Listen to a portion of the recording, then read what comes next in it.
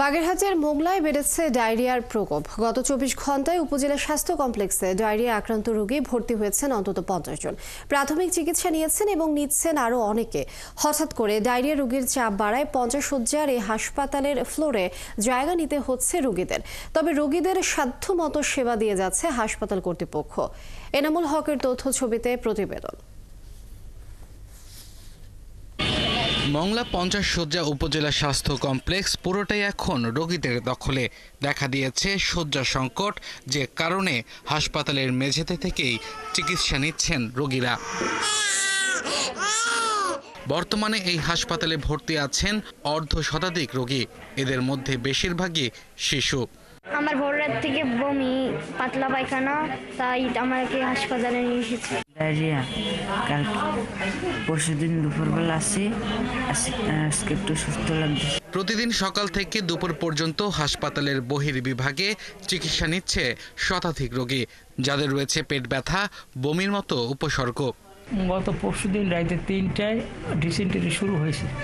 কালকে 10টায় এখানে এসে পড়ছি এবং চিকিৎসা চলতেছে, কিন্তু পরিবর্তন দেখতেছি না। জ্বর হইলো, বমি হইলো, তারপরে পাতলা পায়খানা। সে এই জায়গায় আনলি জ্বর আর বমি ছিল না, খালি পাতলা পায়খানা ছিল। দুপুরে যে খাবারটা খাইছিল ওইটা আর কি হজম হয় নাই, ওই ভাত আর পানি একসাথে ডায়রিয়া হয়েছে। চিকিৎসকরা জানান, অস্বাভাবিক ঠান্ডার কারণে শিশু ও বয়স্করা বেশি ডায়রিয়ায় আক্রান্ত হচ্ছেন। রোগীদের চাপ সামাল দিতে হিমশিম খেতে হচ্ছে তাদের। যেহেতু রোগী অনেক বেশি আর আমরা লোকবল অনেক কম, এই জন্য দেখা যায় যে তাদেরও সেবা দিতে অসুবিধা হচ্ছে, আমাদেরও কষ্ট হয়ে যাচ্ছে, আর তাদের তো ভোগান্তির কোনো শেষ। উপজেলা স্বাস্থ্য কমপ্লেক্সের আবাসিক মেডিকেল অফিসার জানান, মূলত পানির সমস্যার কারণেই একসঙ্গে এত রোগী আক্রান্ত হচ্ছেন।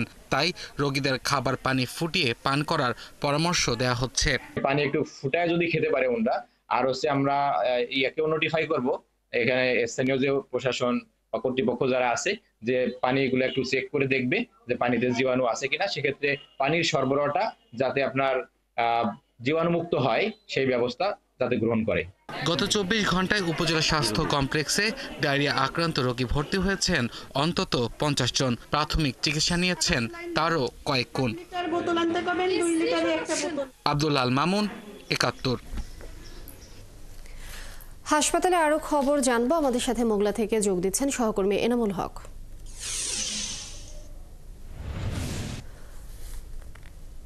এনামুল, আজ হাসপাতালে কতজন রোগী ভর্তি আছেন, আর জেলা প্রশাসনের পক্ষ থেকে হঠাৎ ডায়রিয়ার প্রকোপ বাড়ার কারণ জানতে কোনো উদ্যোগ নিয়েছেন কিনা জানাবেন আমাদের।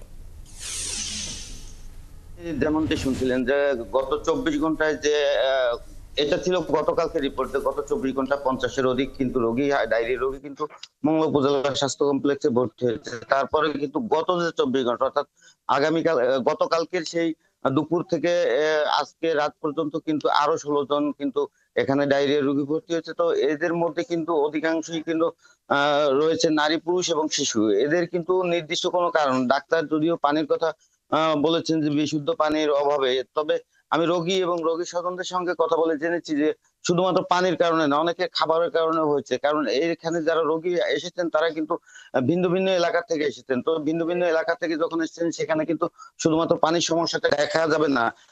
আর হাসপাতাল কর্তৃপক্ষ কিন্তু যে ব্যবস্থা এখনো পর্যন্ত সেভাবে কোনো ব্যবস্থা দেখিনি, আমি নিজে দেখিনি। তবে এখানকার যারা ডাক্তার এবং নার্স রয়েছে তারা কিন্তু সার্বক্ষণিক চিকিৎসার যে সরঞ্জাম আদি সেগুলো নিয়ে কিন্তু এক কথায় ঝাঁপিয়ে পড়েছেন এবং রোগীদের যে ধরনের সমস্যা আছে সকল সমস্যাই তারা সমাধানের চেষ্টা করছে। তবে তারা কিন্তু হিমশিম খাচ্ছে।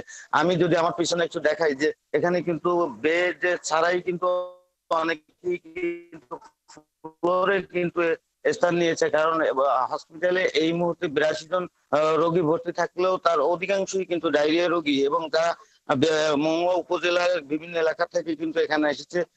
এই আমি দেখেছি যে ২.৫ মাসের শিশু, তারাও কিন্তু সেই শিশুটিও কিন্তু ডায়রিয়া। পানির সমস্যা তো ২.৫ বছরের যে ২.৫ মাসের যে শিশু, সে তো আর পানির সমস্যায় ভুগবে না।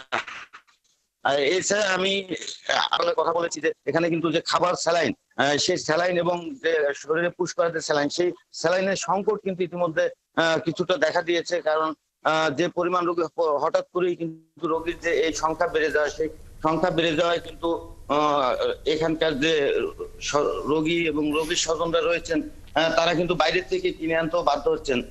তবে হাসপাতালে যে পানির সংকট ছিল সেটি কিন্তু কিছুটা সমাধান হয়েছে, কারণ এখানে